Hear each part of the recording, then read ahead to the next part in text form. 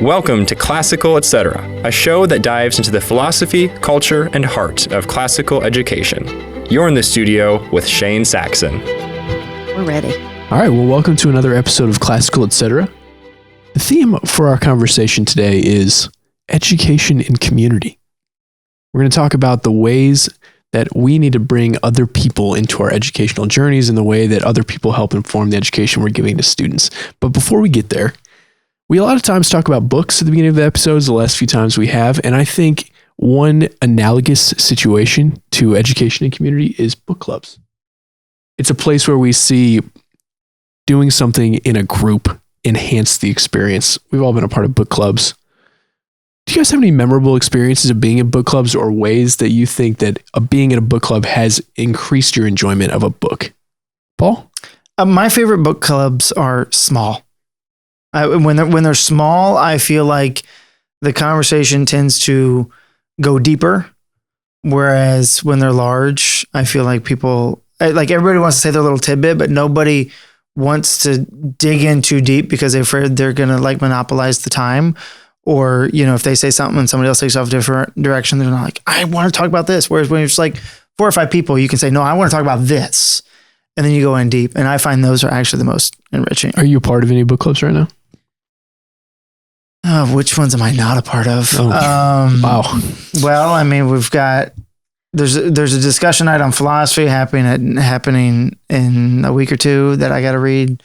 Some Thomism. I am not in that book club. Then, by the way, I don't think we invited you. Did we? No, she chose not to be in it. Chose not to be there. Okay. Lee Lowe is reading the Chronicles of Narnia. We talked about this last time. Chronicles of Narnia and The Lord of the Rings. Yeah, you read The Horse and His Boy in approximately 35 minutes. I think I said last time I told Lee I was not going to do that. And then we found out that the book club was small and we needed more people. And I became the 4th person in the book club. Sat down and read The Horse and His Boy in an hour and a half. Well, probably like an hour with interruptions. And it was phenomenal. Loved it. It's great. And then Memoria Press has a different book club, The Talismans, what we're supposed to be reading. I haven't started that one. I have. It's really good, but I've read it before. But I feel like I'm getting more out of it this time because I'm really enjoying the prose. It's not easy. It's not an easy read. It's not a fast read, but it's chock full of great stuff. Yeah. Well, and then there's talking about education or reading in community, Shane. There are 2 books that if anybody would like to read them and discuss them, I would be thrilled. One, Paul at memoriapress.com. Hang on. Let me see. Let me just guess. One is by Graham Greene. Absolutely not. Nope. Okay, I'm wrong. No. Because Could you cut this, please? Because I don't like to be wrong. I've had opportunities to talk about Graham Greene. I've talked about Graham Greene a lot. You have. There are 2 books that I feel that nobody has read through that I have met that's willing to sit down and talk to me about them. And one is Ishmael by Daniel Quinn, which is a Platonic dialogue of a gorilla and a man. I don't think I agree with any of it, but I haven't been able to express that. And I haven't been able to work through it with somebody. That's why I need this books and community. And the other one is Laurus by, what's his name? It's a long, complex Russian name with lots of consonants. Yeah, that's right. 8 Day Books had it at their table at the conference last year, and I bought it.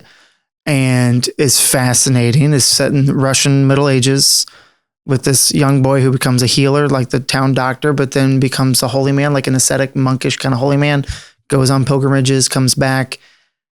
And I feel like there's so much there that I don't understand because it is sort of the eastern side of Russia is what's coming through in the faith, the Eastern faith aspect that I feel like I'm missing some things. So I want to talk about that one. Which has been talked about as the Eastern Orthodox response to Umberto Eco's The Name of the Rose, which I actually read recently. Right. And The Name of the Rose, I felt like I read it and I was like, okay, I kind of get what's going on here because I'm Western, But Laurus, I feel like I need some discussion. You need some community. I do. I need some community. Martin, what do you like about book clubs, or do you? Well, I think for one thing, they impose a little accountability on you. I mean, you may make a decision to read a book and you may or may not read it, but if there's a date on which there's going to be a discussion, you feel like there's more at stake because you don't want to display your ignorance if you haven't read it or read it well at the meeting. So I think it provides some good incentives. The other thing is that it helps you to see things in a book you've read that you may not have seen. Sure. Because when anyone reads a book, they read it from their perspective. There's certain things they see, and those things are different from the way another person, the things another person might see in it.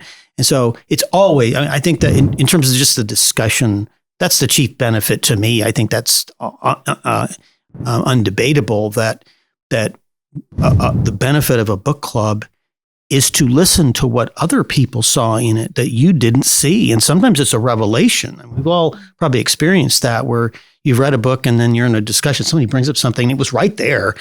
You just didn't see it. And it was something important. Or they change your mind. Mm-hmm. Or they change your mind on something. That's always fun. I think too. Michelle did that in our last conversation about the Graham Greene book. Like, she said something about one of the characters, and I was like, I don't think that, and she was like, well, we're here on this page. I was like, what? Yeah. Yeah. It is amazing. And the third thing is that in pretty much every book discussion I've been in, other books have been mentioned by people that I haven't read. And I always end up going away from a discussion with a short list of books that I need to go get. So it gives you an incentive to read other things that you may not even have known about. Sure. Tanya, what about you? I've been in lots of book groups over the years, but my favorite was when my children were little, when they were all the way through school, really. When, you're at home with the kids all the time and it's isolating, which that's what we're talking about, is community. And I had this group of friends, and we would go once a month to Holly Cook bookstore, local bookstore in Louisville, once a month, away from our children, just adults. And we read really great. It's the first time I read Anna Karenina. It's the first time I read Middlemarch, just so many good books. And we got this one anthology by a lady. She's died now. I can't remember her name, but it was called Half Savage, Hardy, and Free. And it was about women's lit. And we would read a chapter of it and then read whatever book she was talking about. And that lasted us at least a year. But those experiences were absolutely the best book club experiences I've ever had. But they were very smart women. And these book clubs I'm in with you guys maybe just don't. The quality is just not quite maybe so. It could be. Maybe so. One time there was a tornado, and and we were so involved in whatever book we were discussing. And we were sitting in the window of the Holly Cook. The house was taken up by the tornado. They were still involved in the discussion. They were so... We were at Holly Cook, and we were sitting in the window, and the server came by and said, there's a tornado warning, so you'll need to move inside the store. And we were like, yeah, okay. And we were drinking our coffee and talking about the book. And 5 minutes later, he came back and said, we're really going to have to ask you to leave because there's a tornado and you're sitting in the window. And we're like, okay, we're getting up now. And then we just continued on, and they came back again. And he said, we are closing the cafe and you have got to get up and move to the inside of the store. So we finally managed, it's hard to just a group of women, it's hard to get us to move. Mm-hmm. And we finally moved to the inside of the store, and there were people, like, they had benches and there were people lying under them. We were like, what is going on?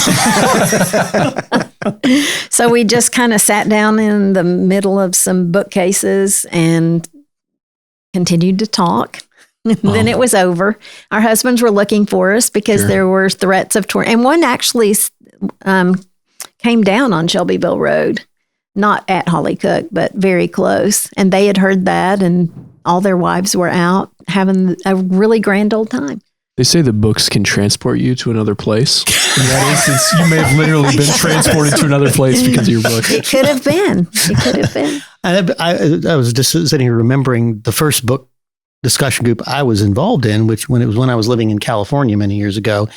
And we started just having it at different people's houses. And I think at the first house we had it, there was this stuffed toad sitting on the bookshelf. And somehow this became our mascot, and we just called him our toad. And so he would make sure to bring the toad to every meeting.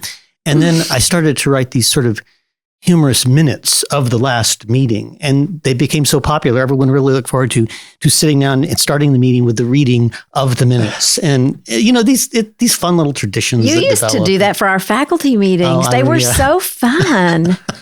I mean, you really should just be a comic writer. Forget all this serious stuff. Yeah. Forget philosophy. Yeah. How about you, Shane? Are you in book clubs? No. Because you just want to read what you want to read when you want to read it. Is this true? We're talking about community, and he doesn't want to be in a community. The very first day of your workday at Memoria Press, if you ever get hired, for all of you listening who are wanting to work here, the very first day you will be peer pressured into joining the book club. And at that point, you want to make a good impression, so you have to say yes. The question then is how long they're going to peer pressure you until you're able to quit. And for me, it was like 4 months.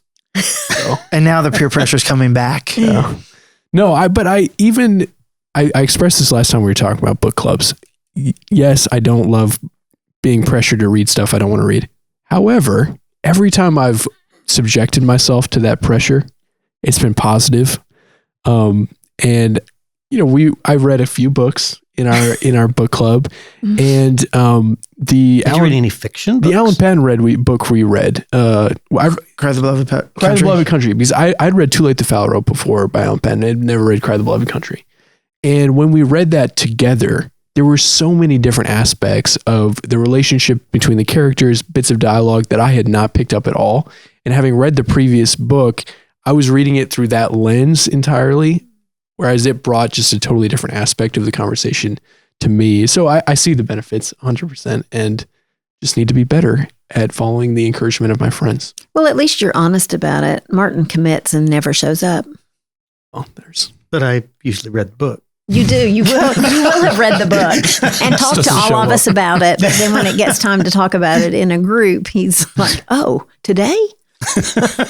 So we mentioned a bunch of benefits of reading in community. And so now I want to shift over to talking about our topic of education and community. And so I brought down another piece of our curriculum to kind of launch this conversation. The book is Kindergarten Enrichment. And the reason I chose this one specifically is because of one of my favorite schools that I've ever visited, a school called Highlands Latin School in Anderson, South Carolina. During their primary years, they do our enrichment books together. Their kindergartners through second graders all do these books together. And what it does is it creates a really special culture for the primary students who are listening to these read alouds together, and they're going through the different elements of the enrichment together. And so there's interaction between peers, and they just love their afternoon time where they're doing enrichment together. There's nothing like doing it together versus sitting and listening to these pieces of music or read alouds by yourself. It's just not the same experience than sharing it with other people. And I think that's just the beauty of building a culture around beautiful things.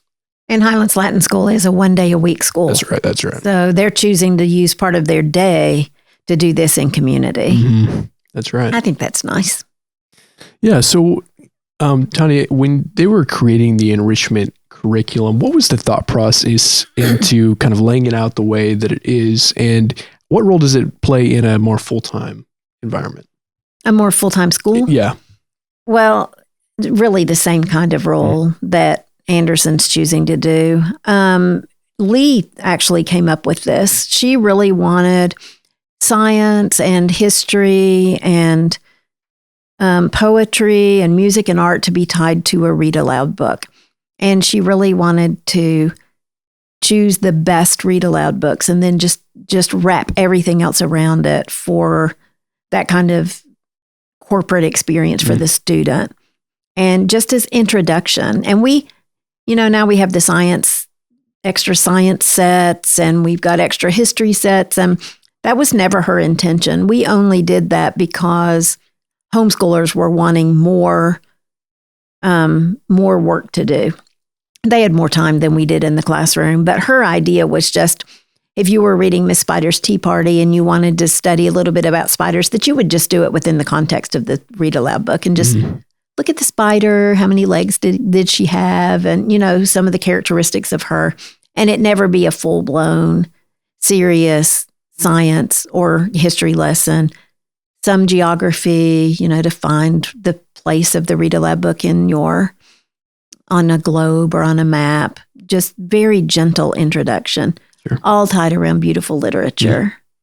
Yeah, absolutely. So let's start our conversation about community there. What are the things that you can get, that you can expect or receive educating in community versus educating in isolation? What are the benefits of coming together for education rather than staying by yourself? Paul? Well, I think it makes you sort of come out of yourself, right? So we all have sort of these interior thoughts, right? And when you have others and you are made to express those, that's part of taking that upon yourself as like, this really is like, there's an acceptance on my part of this, right? So you think of the little 5, 6, and 7-year-olds, they all like to live in their own little worlds, right? But by reading a book and the teacher asking questions and, and those students having to respond to it and say, this is what I'm doing, this is what I heard, right? Then all of a sudden we're getting out of that sort of subjective world into an objective one, and one in which sort of our subjective understanding then gets challenged by other people's subjective understandings, obviously at 5-year-old, 6-year-old level, very, very, very basic. But I think sort of in that community, kind of what we were talking about with books, right? Like people see things you don't, right? And if you assert something, you could be absolutely wrong about the way you read that book, that text, that, you could have, saw that a spider had 8 legs and thought, well, but then what registered in your head was 6 legs, and then you get corrected, right? So I think, that's a huge aspect, because it makes sure that what we're assimilating and what we are then ready to present to other people about what we believe is in fact what we learned. And it also is a break. It's that 2 days a week that my kids were at Cheryl Lowe School was a huge break for me. And that's nice too. It was like a time when I could rejuvenate, and they came home filled by somebody else. And it was just a wonderful experience for all of us. They were refreshed. I was refreshed. And then we came back to, the next day we would come back at home to school together. It was just, I feel like hybrid homeschooling if you can find a 1 or 2 day a week cottage school is the ideal way to do it. Did you do your book club with those ladies while your kids were at Cheryl's program? No, we did it at night, and our husbands had to babysit. Okay. Because it was only once a month, but it was, and that was, that's another thing is why were we so excited? It was a break for us. And absolutely. And that's what, when you were talking about it was a break and a rejuvenation. I was curious if while your kids were getting at the exact same time, if you were doing I was rejuvenating, it was like we're going to our separate groups to learn in community, but that doesn't always work out. The other thing that community does is it gives an incentive for one of the great classical values, which Cicero writes a whole essay about, and C.S. Lewis wrote a whole book about.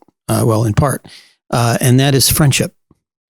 Lewis points out that, there's that line in his book, The Four Loves, lovers stand face to face, but friends stand shoulder to shoulder. There's some interest that they share. He talks about the Arthur Greaves who he meets earlier on, and they don't get along very well, and then they find out they have this common interest, and they become great friends. And so I think one of the things that doing anything in community together, in especially activities like are in a book like this, that you're doing the same thing together with somebody. You're developing a shared interest in something. You're now have things in common, and that helps to produce friendship. And there's people I see, and they're always engaged in individual activities, and they don't have many friends. And I don't know what life would be without good friends. I don't think it's something we talk about enough. But this is very important for a happy life. And I think that's another thing that this does. As you pass through life, you go through these different phases where your community is kind of pressed on you by your life circumstances. So most of us have had the experience of being in a class, and you relate to that class in a way you will never relate to people ever again. Right. And in book discussions, it's not only that you agree on things, it's that you disagree about things. And particularly, and this is, I think, easier with men, you can correct me if you think I'm wrong, but disagreement's half the fun. Among my best friends are people I disagree with, but we love disagreeing with each other because we're disagreeing about something we care about. And that's half the fun in these panel discussions we do at some of these homeschool conferences with Andrew Pudua and several other people. I mean, the fun of it is the disagreement. We try to incite it as often as possible. At the beginning of one of his books, I think it's Owen Barfield who says this, not Lewis. Maybe it is Lewis. Maybe it's in a Lewis book. I can't remember. Anyway, the dedication is friendship is opposition. That's a very interesting thing to say, and I think this is what he's getting at. If you're good enough friends, you love disagreeing with each other. It causes a conversation. It causes more thought about something. And there's any disagreement assumes a point of agreement. So I think all those things happen in a discussion and help to just. It's an environment that helps make that happen. I would like to agree with Martin that I disagree with him most of the time. I don't know about that. And it makes they're good friends. Yeah. No, most of the time we agree. No. That's good. That's. Oh my gosh, I'm in the middle of a comedy hour. There are various ways that we at Memoria Press try to cultivate this kind of community. And Tanya, you've been really active on our forum, and that's been one place where there does seem to be a lot of community for people thinking about how to educate their own children. What do you think the role of that forum has been for you, and then in the lives of these people who seem like it plays a pretty substantial part of their weekly life? Well, my feelings are hurt that I passed 7,000 personal posts that I had made a couple weeks ago and nobody acknowledged it. So I feel like y'all should have had a party for me or something. You did what? It said that I had posted 7,000 times.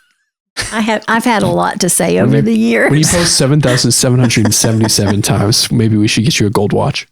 No, I just want a party. The forum is crucial, and not just because I'm on there posting 7,000 times. I do get on and help people with curriculum questions, but they are helping each other. That's the value of it, is those women who have been using Memoria Press and who take the time and make the effort to write long, lengthy posts helping newcomers or helping people that are melting down over homeschooling. That is so valuable, and it's such a way of giving back. That forum is just probably the best tool that we offer to the homeschooler, because it gives them a platform to get help, but it also gives them a community. They know each other. Anybody new on there is welcomed with open arms and welcomed into the community, encouraged to continue posting. It's just, they post health issues, prayer concerns. Sometimes it gets really silly, and there can be discussions that no man would really want to be a part of. So I apologize to Michael, who's on there all the time, that he has to listen sometimes to things that are really just specifically feminine.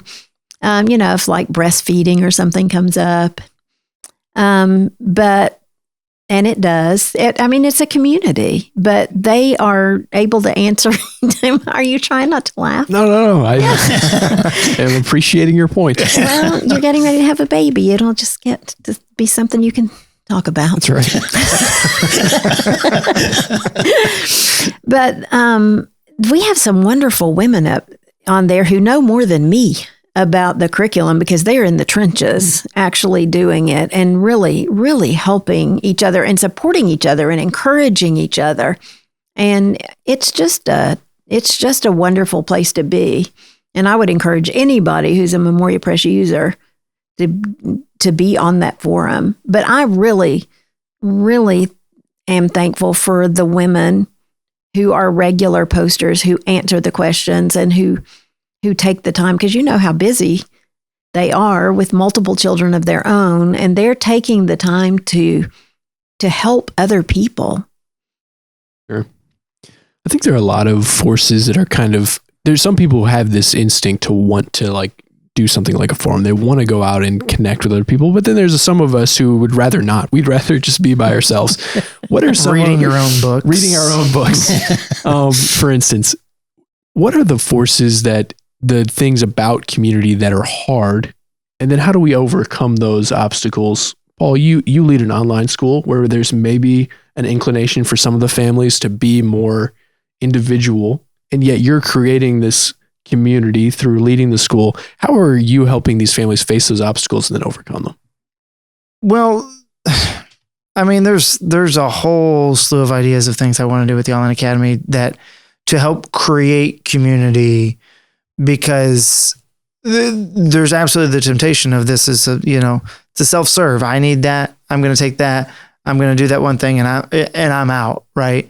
But we want it to be something more than that.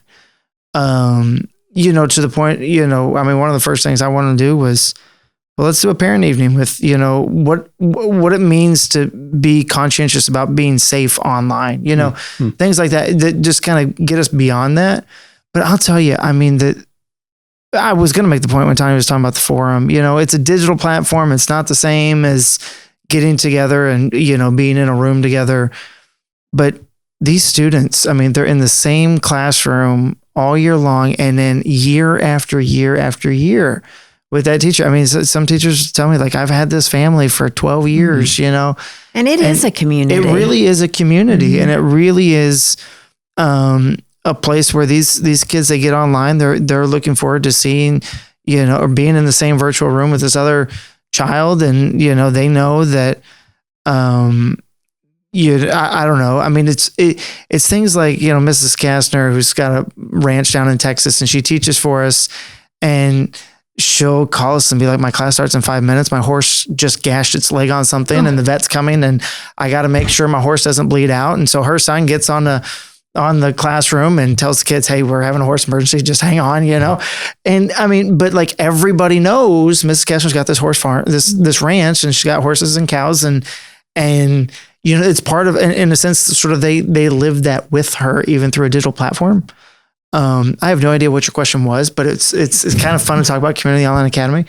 But that kind of stuff, even, I mean, there's ideas I have, if there are families in the Online Academy that would, like, I would love to have, annual get-togethers in different areas of the country where we would, like, online Academy families could get together and get to know each other. I mean, we've tried to do that with Memoria Press, with the MP Communities page, of just sort of like, you can put a little dot on the map, say you're there, and people can contact you, so that there's a way for you to connect with like-minded individuals in your area. And we want to do all that stuff, but sometimes that just happens naturally. Like, you don't have to force it. Yeah. So I don't know what your question was. Yeah, no, you answered the question. The benefits of overcoming obstacles to being just a service, just utilizing the Online Academy as a service is not getting everything out of it. And that's not usually how it works out. Usually the students and the teachers connect, and it creates an enriched environment for learning. Even if I were trying to create just a service, the human nature sort of, I mean, it needs community, and it happens. Even though I don't want it just to be self-service, but it happens regardless. I like that horse story. I taught online and many times at home, and I have a garden and a lot of berry plants, and I've never had like a tomato emergency or a raspberry crisis or anything like that. So. But you missed plenty of classes anyway, so. What is that supposed to mean? So, Martin, coming back to you, Tanya's talked a lot about homeschooling and community regarding homeschooling, and then Paul with the Online Academy. In the brick and mortar school, it's a little bit different in that the community is assumed. You don't go into brick and mortar school trying to be isolated. Mm-hmm. But when you're thinking about entering a school, you have to be very conscious of what kind of community you're entering. So how do you, as someone who's worked in multiple schools and thought about creating a culture, how do you think that shapes community, and how has the communities that you've shaped been helpful for education? Well, and I suppose this is the, there is an advantage to being physically present as opposed to being virtual. And I've worked in both worlds quite a bit. And I, there's just something about going to school at the beginning of the day and seeing all these people, these kids that you're in school with every day, and all their strengths and weaknesses that you may not see in an online environment, and just really getting to know the concrete reality of living with these people. So I do think there is some advantage to that if you can get it. That doesn't mean that every in-class situation is a good one. But I mean, we live in sort of the lap of luxury here as it regards education here at Highlands Latin School. And there's a very healthy environment, and you're in there with people whose families share the same values you do and this sort of thing. And that gets very different when it's maybe a public situation where you're sharing the class with kids from, some, I hate to put it this way, but bad homes in terms of what is, the values that are things that are valued there. So I think the Christian schools movement is important. The classical, obviously, very important, because it teaches you how to live with other people physically. And that's something it's just harder to imitate in an online environment. Sure. Yeah. Was there anything that you did as a teacher or as an administrator trying to build a school to intentionally cultivate the kind of healthy environment that attracted families that had a unified vision? I'm not sure I understand the question. You mean? I can answer it. Okay, well, you go right ahead. I think I don't know how Martin did it, but Cheryl Lowe certainly did it. She knew what kind of school she wanted, and she worked hard that Latin was going to be the center of it. She had, after everybody took the NLE, we had a party with the big congratulations cake, and all the parents had to come and listen to people recite conjugations and declensions in Latin, which was very boring. But we had toga parties early on and go eat dates and figs. And yeah, I mean, she really worked to set the culture. And the other thing she did, and I think this is really important for a school, is Cheryl was really good at making sure there was ceremony. Yes. There's something almost ritualistic about things. I really think that one of the best things we do as a school is our choir performances. We put on a Christmas program every year, the Feast of the Nine Verses and Carols. I used to listen to on the radio Christmas Eve from King's College in England, and I remember one time it was the one where they did Pia Jesu. There was two 7th grade boys that I later found out were in the Louisville Opera. Yes. And they sang this dual thing with Pia Jesu, and there was not a dry eye in the house. And I remember walking out from there after the performance was over. I was walking to my car to get something. I was going to come back, and I hear this, one of the fathers was behind me, said, are you Mr. Cawthorn? I said, yeah, yes. He says, I just want to tell you, now I know why I send my child here. Just that performance where you have all the kids together and singing together, another corporate communal thing to do when you sing together. Our students sing together. Which was from the beginning. There were 20 students, yes. They were singing together. And now that there's 700, they are still singing together. Mm-hmm. And there's something about, different things can bring you together. But when beauty brings you together, that's the highest form of community, in my opinion. I'd like to chime in here and say it's not all rose petals and honey, I guess. I don't know. Well, of course it is. Well, the last time I taught a class at Highlands Latin School, one day, I was ready to start teaching. This is juniors in high school, and in walks a kid, and on one foot he has a shoe and a sock. And you've already told this in a podcast. Have I told this? Yeah. This is the thing. You listen to Martin and you listen to him tell this beautiful story of the cantatas, which are beautiful. I can say they're gorgeous. Never do that in my class. But in my class, right.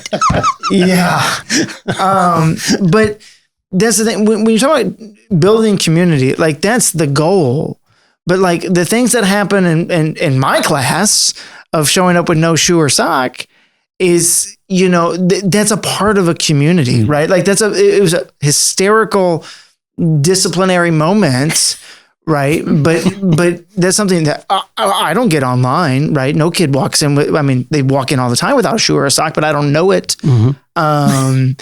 And I just feel like sometimes we give this vision of, or we give this rosy picture, and community is what you're talking about, disagreement, but even sometimes, things that are, very inappropriate. Well, they're children. They're still children. Right, but what going to school helps to do is it gives you an incentive, again, to formalize. At our school, you have to wear a uniform. And to have an excuse to do this, to dress appropriately, that there are expectations. I think that teaches children something. I'm not saying don't do. I'm saying all of that is good and wonderful. That's the goal. The fact that there's a standard you have to meet, I think, is a good thing for it's a wonderful goal. I'm just saying that it's in striving for that goal where we have our faults and our failings and all that stuff. It's in the compassionate raising up of children to that goal. That really it comes with its challenges. Yeah, but it's not utopia. And the beauty is found in that striving, I think, a lot of the time. And it's not just us going, this happened wrong at the cantata this year or whatever. But it's like, no, regardless, it was something beautiful because the community came together and we spent this time together. You have a different set of problems depending on whether you're homeschooling or going to school. And I speak as a former mostly homeschooler.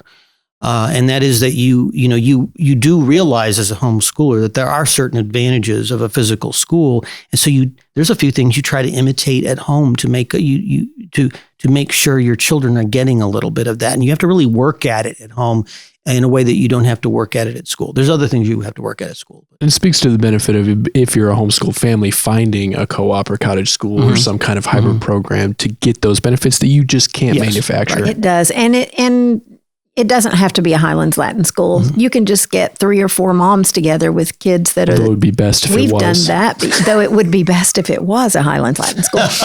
But we did that early on. I just, some of the friends I was in book group with, our children were similarly aged, and one of the moms taught a writing class, and we just all took our kids to her house one day a week, and she would teach them. So, you can do a community without having to think, oh boy, now I've got to start a school because my kids need a community. Mm-hmm. There are many ways to do it. I was a homeschooler. I helped found a 1-day-a-week cottage school, founded a 2-day-a-week cottage school, which is what Highlands was at the beginning, which turned into a 3-day-a-week and then a 4-day-a-week. And then a college. And then college. And an online academy along the way. Yeah, an online academy, yeah. Paul, you said something as we conclude that struck a thought for me.